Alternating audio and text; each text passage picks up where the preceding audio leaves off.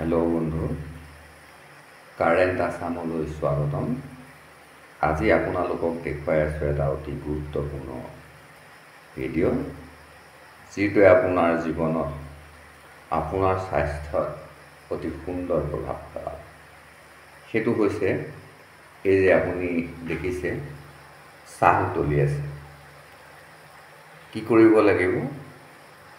এই উতলি থকা চাহটোতে আপুনি এটা সৰু বস্তু দিব লাগিব, একেবাৰে কম দামৰ বস্তু, যিটো বস্তুৱে আপোনাৰ জীৱন, আপোনাৰ স্বাস্থ্য সম্পূৰ্ণ সলনি কৰি দিব। যেনে আমাৰ কিছুমান মানুহৰ পেটটো পুৰি থাকে, ধৰক গেষ্ট্ৰিক বুলি গেষ্ট্ৰিকৰ ঔষধ খাই আছে, বা বিভিন্ন ঔষধ প্ৰয়োগ কৰি আছে, কিন্তু দিনে দিনে নিজকে আচলতে বিপদলৈ লৈ গৈছে। আৰু সেই বিপদৰ পৰা হাত সাৰিবলৈ আপুনি কি কৰিব লাগিব?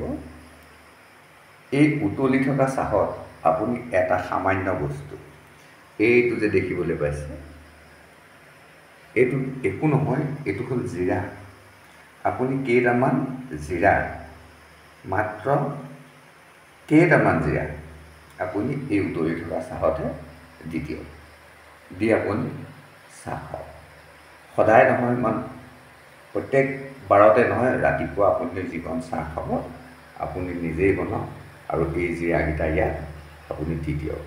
চাব আপোনাৰ এই পেটৰ জ্বলা পোৰা কৰা, মানে পেটৰ যিকোনো ৰোগ, অস্বাস্থ্যকৰ যিকোনো ৰোগ আপোনাৰ অতি সহজতে নাইকিয়া হৈ যাব। যদি আপুনি এলাহ নকৰে, তেতিয়াহ'লে কেইটামান জিৰা আপুনি খুন্দি পোনপটীয়াকৈ যদি খাই দিয়ে, তেতিয়া 3 দিনতে আপোনাৰ পেটৰ পুৰণি নাইকিয়া হৈ যাব। মানে এইটো এটা মহৌষধ। এইটো আপুনি ৰাখক, আপুনি যিকোনো উপায় খাওক।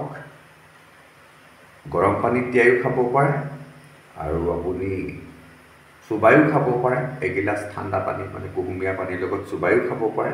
আৰু যদি আপোনাৰ এইবিলাক কৰি থাকিবলৈ সময় নাই, তেতিয়াহ'লে আপুনি এই ব্যৱস্থাটো কৰক।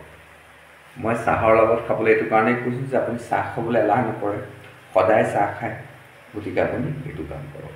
আৰু একো জটিল নাই, আপুনি এনেকুৱা কাপ এটাত আপুনি 50 গ্ৰাম জিৰা আনি আপুনি ৰাখক, এনেকৈ আপুনি ড্ৰাছটোতে ৰাখি থওক। আৰু বছ যেতিয়াই আপুনি চাহ বনাব, তেতিয়াই ড্ৰাছটোৰ পৰা লাহেকৈ উলিয়াই আপুনি ইয়াত দুটামান দিয়ক, দি আপুনি খাওক। মাত্ৰ 10 দিনৰ ভিতৰতে আপুনি সম্পূৰ্ণ পৰিৱৰ্তন পাব। আপোনাৰ পেটৰ যিখিনি ৰোগ আছিল সম্পূৰ্ণৰূপে নাশ হৈ যাব। আজিলৈ আহোঁ, ধন্যবাদ।